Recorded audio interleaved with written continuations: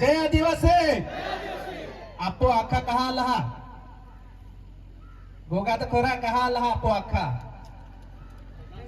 शिरीष दादा जितवला आला ना जितवून आहे ना आप मोठा ऊंचा हात कोई ने समर्थन दा जीतो हा ना.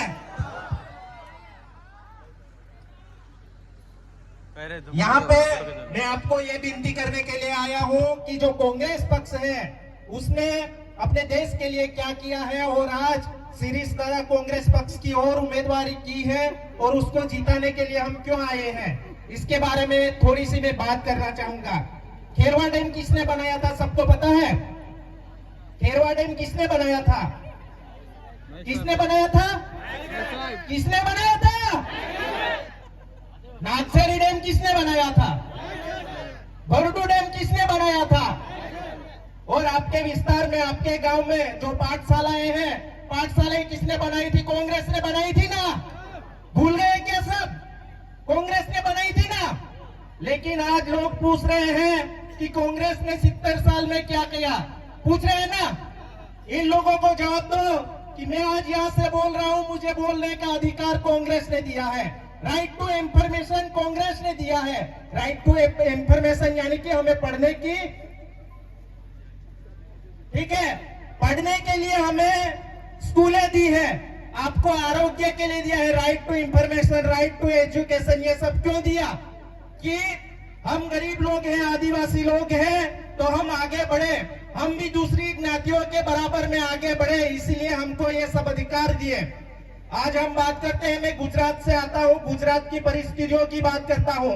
हमारे गुजरात में आदिवासी में चारण भरवाड़ और रबारी को समावेश कर दिया. आपके यहाँ किसको किया? आपके यहाँ दंडक तो करने चाह रहे थे ना. सही है बात. आप सब आदिवासी एकजुट रहना और जो अजीत पवार जो शरद पवार का अजीत पवार ना रहा और जो उद्धव ठाकरे का एकनाथ शिंदे नहीं रहा वो आपका कभी नहीं रहेगा. ये बात आप सब ध्यान में रखना. मणिपुर की बात कर रहा हूं क्योंकि बहुत सारे दोस्तों ने यहां से बात की है यानी कि जो मुद्दे यहां पे नहीं हुए उसकी मैं बात करूंगा. मणिपुर की बात करते हैं. 450 से अधिक आदिवासी लोगों की वहां मृत्यु हो चुकी है. 1500 से ज्यादा लोग वहां पे विस्थापित हो रहे हैं. कल भी वहां पे हमला हुआ है. अगर महाराष्ट्र को भी दूसरा मणिपुर बनने से रोकना है तो हमारा वोट सिर्फ नाइक को देना होगा. दोगे ना? कितने लोग समर्थन दे रहे? दोगे ना? मैं महाराष्ट्र के बगल में ही रहता हूं. जैसे ही मेरा गांव खत्म होता है बगल में से महाराष्ट्र स्टार्ट हो जाता है. वहां पे लोग बोल रहे हैं कि इस बार भाजपा का उम्मीदवार नहीं अपक्ष है घड़ियाल वाला है ऐसा बोल रहे हैं. लेकिन ये मंच से मैं कहना चाहता हूँ वो घड़ियाल वाला भी बीजेपी वाला है और क्लास वाला भी बीजेपी वाला है. जो 56 इंच की छाती रख के खड़ा है कांग्रेस वाला शिरीष दादा यही हमारा सच्चा उम्मीदवार है. लोगों को डराया जा रहा है. बात कर रहे थे गैस सिलेंडर के भाव कम करने की. भाव कम हुए? दिन प्रतिदिन पेट्रोल के भाव बढ़ रहे हैं. गैस सिलेंडर के भाव बढ़ रहे हैं. 15 लाख रुपए देने की बात कर रहे थे. रिचार्ज जो जियो लेकर आए थे 150 रुपए वाला वो 200-300 का हो गया है. और बाद में बोल रहे हैं लाडली बहना हम आपको 1500 रुपए देंगे. लेकिन आप सोचो आपके घर में 4 बंदे रहेंगे तो 4 मोबाइल रहेंगे. 250 रुपए का रिचार्ज करेंगे तो 1000 रुपए ऐसे निकल जाएंगे. टीवी रिचार्ज करेंगे लाइट बिल भरेंगे तो फिर आप जिएंगे कैसे? हमें युवाओं को रोजगार चाहिए. हमारे युवाओं को नौकरी चाहिए ना नौकरी. कितने लोग ऐसा सोचते हैं कि मेरे परिवार में बच्चा पढ़ रहा है तो मेरे बच्चे को नौकरी चाहिए? कितने लोग ऐसा सोचते हैं? कई सारे लोगों को ऐसा लग रहा है कि अभी हम पीछे ही रह जाए. ऐसा सोच रहे क्या?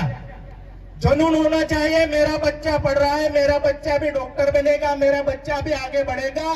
क्योंकि अमेरिका में 10 लाख लोग पढ़ते हैं तो 10 लाख में से 5 लोग वैज्ञानिक बनते हैं. और हमारे यहाँ हमारे गांव में 50 लोग भी पढ़ेंगे तो एक भी बच्चे को नौकरी नहीं मिलती.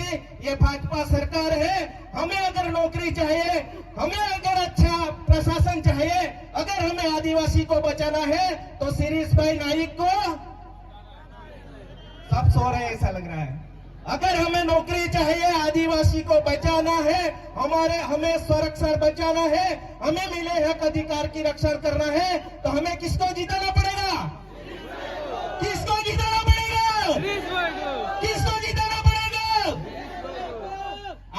दिन है ना? कितने लोग ऐसा सोच रहे हैं आज लास्ट दिन है?